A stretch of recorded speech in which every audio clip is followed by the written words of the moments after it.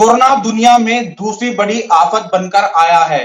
लोग कोरोना से तो जंग जीत रहे हैं, लेकिन कोरोना के बाद होने वाली जो बीमारियां हैं उसमें आकर कहीं ना कहीं हार जाते हैं। पहले ब्लैक फंगस, व्हाइट फंगस और अब अमीबा जैसी बीमारियां आने लगी हैं। इस पूरे विषय पर बात करने के लिए हमारे साथ गंगाराम हॉस्पिटल के गैस्ट्रोलॉजी के हेड डॉक्टर अनिल अरोड़ा जी हैं। अनिल अरोड़ा जी, बहुत बहुत स्वागत है आपका पंजाब केसरी और नवोदय टाइम्स पर। Thank you so much.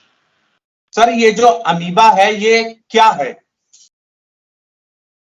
Amoeba एक यूनिसेलुलर ऑर्गेनिज्म है जो कि एक सिंगल सेल से सारे फंक्शंस बॉडी में कर सकता है। देखिए, जैसे हमारे शरीर में मिलियंस ऑफ सेल्स हैं, हर सेल का अलग काम है। आंख की सेल का काम है देखना, नाक की सेल का काम है स्मेल करना, स्केल मसल्स का काम है चलना, और सेंसरी सिस्टम का काम होता है कि उसको सेंस करना। जबकि ये एक ऐसा ऑर्गेनिज्म है जो कि सबसे पहले डेवलप हुआ, जिसको अमीबा कहते हैं, और अभी तक एक सिंगल सेल सारे काम कर सकती है। ये एक्सक्रीशन कर सकती है, एब्जॉर्प्शन कर सकती है, मोटिलिटी कर सकती है, खाना खा सकती है और रिप्रोड्यूस कर सकती है। तो ये काफ़ी सदियों से चला आ रहा है और जो ह्यूमन बींग्स पर रहता है। तो जब भी बॉडी का इम्यून सिस्टम कमज़ोर हो और जब भी आप कंटेमिनेटेड पानी लेंगे या दूषित पानी पिएंगे तो ये इंटेस्टाइन में चला जाता है। इसको बोलते हैं dysentery, amoebic dysentery. In fact 10% of the population, 10% जो हिंदुस्तान के पॉपुलेशन है उसको ये रेगुलरली इन्फेक्शन होता रहता है because of contaminated food and water. ये डेवलप्ड कंट्रीज में जहाँ पानी स्वच्छ है, अच्छे फिल्टर लगे होते हैं और दूषित नहीं होता है एनवायरनमेंट, वहाँ कम होता है। डेवलपिंग पुअर कंट्रीज में, हमारे जैसे मुल्कों में ये ज्यादा होता है। सर, कई अस्पतालों में लीवर में कहें तो लीवर में जो है कीड़े पड़ने जैसी शिकायतें लेकर लोग ज्यादा आ रहे हैं जो कोरोना से ठीक हुए हैं। आपके भी अस्पताल में कितने मरीज आए थे और कितने लोगों को आपने ठीक किया? अभी रिसेंटली हमने 16 केसेस देखे हैं जिनको अमीबिक लिवर एब्सेस हुआ। 14 केसेस का ऑलरेडी हमने 3 दिन पहले मीडिया में सबमिट किया था फॉर इंफॉर्मेशन। उसके बाद 2 केसेस और आ गए। तो हमने ये देखा कि ये लोग वो लोग थे जिनको इम्यून सिस्टम कोरोना से पहले खराब नहीं था। तो हमारा ये मानना है कि जब कोरोना वायरस हुआ तो उसने इम्यून सिस्टम को कमज़ोर कर दिया। अब हमारे मुल्क में बेसलाइन अमीबिक इन्फेक्शन का इंसिडेंस काफ़ी होता है।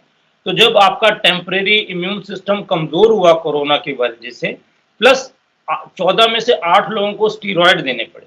अब स्टीरॉयड एक दोहरी तलवार है, देनी भी ज़रूरी है कि मरीज़ की जान बच जाए कोरोना में, और अगर आप देते हैं तो उसके पोटेंशियल साइड इफ़ेक्ट्स होते हैं, basically in the form of suppression of immunity. आपका जो इम्यून सिस्टम है, आपका डिफेंस है, आपका जो रक्षा का तरीका है वो कमज़ोर पड़ जाता है। तो जब इम्यून सिस्टम कमज़ोर हुआ और वायरस ने इम्यून सिस्टम को कमज़ोर किया और स्टीरॉयड ने कमज़ोर किया, तो डबल रीजन से इम्यून सिस्टम कमज़ोर हुआ। और तो जब आप कंटेमिनेटेड वाटर लेंगे तो जो अमीबा आपके इंटेस्टाइन में चला गया। इसमें हैरानी वाली ये चीज़ थी इसमें कि उसमें से 14 केसेस ऐसे थे जिसमें मल्टीपल लिवर एब्सेसिस थी। यूजुअली जो लिवर एब्सेस होता है अमीबा के बाद वो सिंगल एब्सेस होती है और right lobe of the liver में होती है। इसमें हमने देखा कि 6 लोगों को दोनों तरफ, दोनों लोब में लिवर एब्सेस थी और कुछ लोगों में तो लिवर एब्सेस इतनी बड़ी थी कि एक पेशेंट की लिवर एब्सेस इंटेस्टाइन में, पेट में फट गई और उसकी मौत हो गई। अदरवाइज एक पेशेंट में 20 सेंटीमीटर की एब्सेस भी थी। तो हमारा ये मानना है कि ये लोग कोविड से रिकवर कर रहे थे, उनका इम्यून सिस्टम कमज़ोर होने से उनको अमीबिक इन्फेक्शन हुआ। पुअर इम्यून सिस्टम की वजह से ये इन्फेक्शन अमीबा का इंटेस्टाइन से ट्रेवल होकर पोर्टल वेन के थ्रू लिवर में जाके बैठ गया, जहां इसने धीरे धीरे करोध करके उसको लिवर की पस बना दी। अब दोनों तरफ मल्टीपल एब्सेसिस को हमें 10 पेशेंट को एडमिट करना पड़ा। 4 पेशेंट को हमने दवाई से घर में ठीक कर दिया, बाकियों को ट्यूब से पस निकाली गई। एक पेशेंट को अनफॉर्चुनेटली बहुत सीवियर इन्फेक्शन था, उसको इंटेस्टाइन से भी ब्लीडिंग हो रही थी, पेट में भी पस थी और उसको हम नहीं बचा सके। सर, एक शिकायतें और आ रही हैं, ये इस बीमारी में जो लीवर के दोनों हिस्से हैं उसमें काफी ज्यादा मवाद बन रहा है, मवाद से या फिर भरे हुए हैं। इसके पीछे कारण क्या है, मवाद बनने का कारण? देखिए, जब आप ये आप समझिए जैसे एक लकड़ी फ्रेश पे जब दीमक बैठ जाएगी, तो दीमक के लिए लकड़ी एक न्यूट्रिशन है। अमीबा को भी सर्वाइव करने के लिए न्यूट्रिशन चाहिए। लिवर से अच्छी जगह उसको नहीं मिलेगी न्यूट्रिशन के लिए। Liver is full of proteins, बहुत अभंग अंग है शरीर का। तो जब पोर्टल वेन के थ्रू अमीबा जाके लिवर में बैठ जाता है, तो धीरे धीरे जैसे एक चूहा अपना बिल बना के मिट्टी को कुरेदता रहता है, तो ये लिवर को कुरेद के उसमें इन्फेक्शन कर देता है, जिसमें बॉडी रिस्पॉन्ड करके पस बनाती है। तो जो नेक्रोटिक टिश्यू होता है, जो डेड टिश्यू होता है, या इम्यून सिस्टम का रिस्पॉन्स होता है, और जो अमीबा किल हो जाता है, तीनों के मिश्रण से पस बन जाती है। क्योंकि इस दौरान मरीज ये सोच रहे थे कि उनको कोरोना की वजह से फीवर चल रहा है, या कुछ लोगों का डायग्नोसिस लेट होता है, या इम्यून सिस्टम की वजह से अमीबा फास्ट उसको ग्रो कर गया, उसने पस बना दी, तो काफ़ी ज़्यादा मात्रा में पस मिली। तो हमें बड़ी अजीब चीज़ लगी कि दोनों केसेस में अमीबिक एब्सेस दोनों लोब्स में थी लिवर के, और बड़े बड़े गोले थे लिवर के पास के, which is very unusual in amoebic liver abscess. Sir, जो लोग आए थे आपके पास, उनकी उम्र क्या थी? कितनी से कितनी उम्र तक के थे? और अमीबा क्या किसी को भी हो सकता है? देखिए, जो हमारे पास पेशेंट आए थे वो 2 डिफरेंट टाइप के पेशेंट हमारे पास आए। टोटल 14 पेशेंट आए, जिनकी एज रेंज थी 28 साल से लेके 72 साल तक। ये इन सारे सारे डिफरेंट एज ग्रुप में पेशेंट आए। सबको पहले कोरोना हुआ, ऑन एन एवरेज 3 हफ्ते के बाद इनको लिवर में पस बनी। सर, ये कोविड के बाद आखिर इतना जो परेशानी है वो क्यों हो रही है मरीजों को? कोविड के बाद डिफरेंट रीजंस हैं, सीवियरिटी के हिसाब से, आपके इम्यून सिस्टम के हिसाब से, आपका न्यूट्रिशन के हिसाब से, नीड फॉर हॉस्पिटलाइजेशन के हिसाब से डिफरेंट आफ्टर इफेक्ट्स होते हैं। हमारी अपनी अस्पताल में हमने बहुत सारे केसेस म्यूकरमाइकोसिस के, ब्लैक फंगस के रिपोर्ट किए हैं। कुछ केसेस हमने वाइट फंगस के रिपोर्ट किए हैं। कुछ केसेस हमने इंटेस्टाइनल गैंग्रीन के रिपोर्ट किए हैं, स्ट्रोक के रिपोर्ट किए हैं। तो ये एक ऐसा वायरस है जिसने पूरे शरीर में तबाही मचाई है, कोरोना के टाइम और कोरोना के बाद। जब एक बार इम्यून सिस्टम आपका हाइपर एक्टिव हो जाता है, या इम्यून इसके जो कंपोनेंट्स हैं, जो वायरस सिस्टम के, जो इम्यून सिस्टम को स्टिमुलेट करते रहते हैं, तो जगह जगह जाके, क्योंकि ब्लड तो हर जगह जाएगा, हार्ट में, ब्लड लंग्स में, ब्रेन में, किडनीज में, ब्लड वेसल्स में, जहाँ जहाँ जाता है वहाँ वहाँ अलग सिस्टम्स होते हैं। क्योंकि हम सिर्फ गैस्ट्रोएंटरोलॉजी से डील करते हैं, तो हमारे पास white fungus, black fungus, liver problem और ये amoebic infection, amoebic liver abscess हमें काफ़ी ज़्यादा देखने को मिला है। तो पर्पस था ये था कि अगर हम इनको ऑर्गेनाइज करके ये अवेयरनेस बढ़ा सकें कि जब भी किसी को फीवर हो या लिवर वाली साइड पे दर्द हो, तो एक तुरंत अल्ट्रासाउंड करा लीजिए। अगर अल्ट्रासाउंड में लिवर एब्सेस है, उसको हम टाइम पे मेट्रोनाइट्रोजोल थेरेपी से ट्रीट कर लें, तो उसका तकलीफ बढ़ने से रुक जाएगी, नंबर ऑफ एब्सेसेस बढ़ेंगी नहीं। टाइम पे अगर दवाई दे देंगे तो हॉस्पिटलाइजेशन की जरूरत नहीं पड़ेगी, और लिवर से ट्यूब डाल के पस निकालने की जरूरत नहीं पड़ेगी। सर, इस बीमारी के आपने लक्षण बताए, क्या कुछ और लक्षण होते हैं जिससे इस बीमारी को पहचाना जा सके? क्योंकि कोरोना के बाद बहुत से लोग ठीक हुए हैं, और इस अमीबा जैसी खतरनाक बीमारी को पढ़कर लोगों में जो है एक डर का माहौल भी है। देखिए, अमीबा तो खतरनाक नहीं होता, पर अगर ये फैल जाता है तब खतरा पैदा कर सकता है। देखिए, ये वो पेशेंट है जो इनसे रिकवर हुए। नॉर्मली भी अमीबिक लिवर एब्सेस होते हैं, जितने इसमें रिस्क नहीं होता, पर जब ये रिस्क होता है तो फिर अमीबा से आप कोरोना से पहले रिकवर कर रहे हैं, फिर आपको अमीबिक इन्फेक्शन हो गया, फिर उसके बाद अमीबिक इन्फेक्शन दोनों लोब्स में हो गया और बड़ी बड़ी एब्सेस हो गई, हॉस्पिटलाइजेशन की जरूरत पड़ी। सारा का सारा प्रिवेंटेबल है, अगर आप इस मामले को उसको अपने जहन में रखें कि जब भी फीवर हो, डिस्कम्फर्ट हो पेट में, तुरंत डॉक्टर से मिलिए। डॉक्टर्स के लिए भी जाना ज़रूरी है कि अगर ऐसी कोई बीमारी है तो अल्ट्रासाउंड में अगर लिवर एब्सेस का अंदेशा है तो तुरंत ट्रीटमेंट शुरू करें।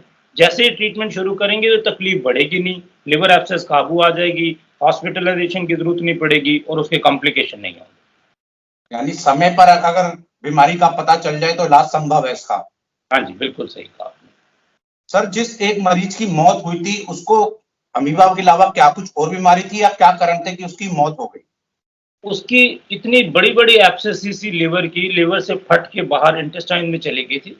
इंटेस्टाइन के अंदर भी जो इस अमीबा था वो एक्टिव था, ब्लीडिंग हो रही थी, और उसके बाद बॉडी में अमीबा के इन्फेक्शन के फैलने की वजह से ये कोविड से रिकवर हो रहा था पेशेंट। तो कोविड की problem plus disseminated amoebic infection की वजह से एक बीमारी होती है, उसको बोलते हैं DIC, डिसेमिनेटेड इंट्रावैस्कुलर कोआगुलेशन। उसमें जगह जगह ब्लीडिंग हो रही थी, तो हमने इंटेस्टाइन भी चेक की, उसको ब्लड ट्रांसफ्यूजन भी दिया, पर इन्फेक्शन इतना फैल चुका था कि unfortunately we could not save. Sir, इस बीमारी के जो आपने लक्षण तो बता दिए, कुछ बचाव के उपाय भी हैं कि इससे बचा जा सके? यस, अगर देखिए आप स्वच्छ पानी पिएंगे, फिल्टर करके पानी पिएंगे, खाना खाने से पहले हाथ धो लेंगे, कंटामिनेटेड पानी ना लें। जब भी आपको शक हो बाहर निकल के कि पानी साफ नहीं है, तो पानी की जगह आप लिम्का ले लीजिए, कोक ले लो, फ्रूट जूस ले लो, एप्पल जूस ले लो, घर से पानी लेके जाइए।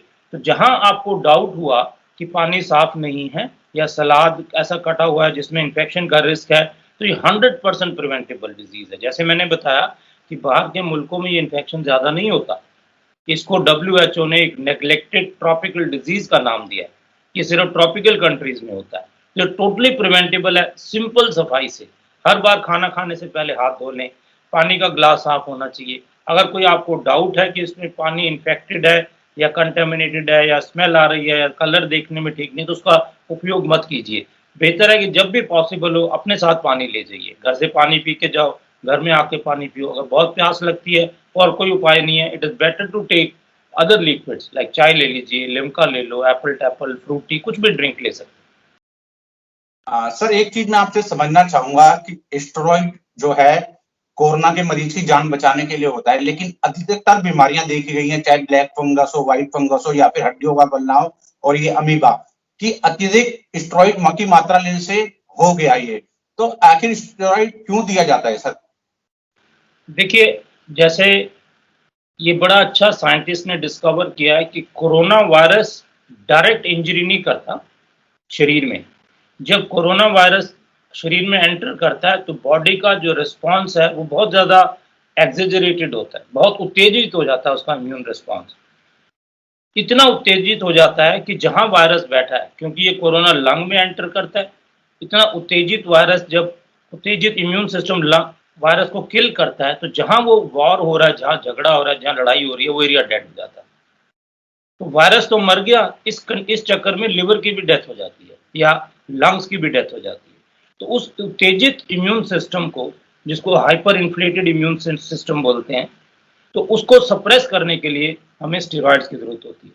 पर स्टेरॉइड दोहरी तलवार है। जब आप इम्यून सिस्टम जो बहुत ज़्यादा उत्तेजित था, आपने उसको ठंडा किया कि लंग में इंजरी ना हो, पेशेंट की जान बच जाए। इसी दौरान जो ऑर्गेनिजम्स होते हैं, bacteria, black fungus, white fungus, amoeba, वो मौका ताड़ रहे होते हैं कि जैसे इम्यून सिस्टम आपने सप्रेस किया, जैसे आप इंडिया से अगर वेस्टर्न बॉर्डर में हटाएंगे तो आपके ईस्टर्न बॉर्डर से चोर आ गए, ईस्टर्न बॉर्डर से फौज हटाई तो वेस्टर्न बॉर्डर से फोर्स आ गई। तो दोनों तरफ से ये डिफिकल्ट प्रॉब्लम है, इसलिए इसका यूज और मिस यूज दोनों बहुत कॉमन है। In fact it is a life saving drug, but you have to pay price for this. जाते जाते मेरा एक आखिरी सवाल, कोरोना से तो लोग जंग जीत रहे हैं, लेकिन अपने आप को स्वस्थ कब महसूस करें, क्योंकि कोरोना के बाद तमाम तरह की बीमारियां जो है लोगों को जकड़ रही हैं, तो कब स्वस्थ महसूस करें कि अब हम ठीक हैं? कोई समय सीमा? या 3 महीने तक ये माना गया है कि कोरोना में जो इम्यून सिस्टम को स्टिमुलेशन होता है, तो 3 महीने तक बॉडी का सिस्टम ऑल्टर्ड रहता है, ऑल्टर्ड इम्यूनिटी रहती है। तो मेरे हिसाब से जो प्रिकॉशंस मैंने बताई उसकी कोई सीमा नहीं है। स्वच्छ पानी पीना, हाथ धो के खाना खाना, बाहर पानी ना पीना, कटा हुआ फल, कटा हुआ सलाद ना खाना, इसकी कोई तो सीमा नहीं होनी चाहिए। ये आपको लाइफ लॉन्ग सिंपल मैकेनिज्म है, सिंपल प्रिकॉशन है, सिंपल परहेज है जो आपको हमेशा के लिए बचाएगा। आज कोरोना है, कल कोई दूसरा वायरस आएगा, परसों तीसरा फंगस आएगा, फिर आपको ब्लैक फंगस, व्हाइट फंगस। अगर हम जापानीज से कुछ सीखें तो वो रूटीनली मास्क यूज करते हैं, तो उनके रेस्पिरेटरी डिजीजेस कम है। इस पैंडेमिक में अगर हम कुछ लेसन ये ले सकें कि ये प्रिकॉशंस को हम टेम्परेरी ना माने, इवन दो ये माना गया है कि 3 महीने तक रिस्क होता है, पर 3 महीने के बाद अगर हम फिर खुल के वही गलतियां करते थे जो पहले करेंगे, तो हाउ डू यू नो कि हमारे पास दूसरा कोरोना नहीं आएगा या दूसरा इन्फेक्शन नहीं आएगा। आप देखिए, जिस डेवलप्ड कंट्रीज में पानी साफ है, अच्छी हाइजीनिक प्रैक्टिसेस हैं, अच्छी एजुकेशन है, वहाँ ये अमीबा होता नहीं है। ये नहीं कि अमीबा खत्म हो गया, वो वहाँ से चल के ट्रॉपिकल कंट्रीज में आ जाता है। तो ये सिंपल प्रिकॉशन जिसमें कोई खर्चा नहीं है, जिसमें कोई पैसे नहीं लगने, जिसमें कोई मेहनत नहीं लगनी। It should be A part of our routine. इसमें समय की सीमा नहीं होनी चाहिए। तो ये थे डॉक्टर अनिल अरोड़ा, जो कि गंगा राम अस्पताल में डायरेक्टर हैं और गैस्ट्रोलॉजी डिपार्टमेंट के हेड हैं, और इतनी महत्वपूर्ण जानकारियां इन्होंने साझा की। बहुत बहुत शुक्रिया सर, पंजाब केसरी टीवी और नवोदय टाइम्स से बातचीत करने के लिए। Thank you so much.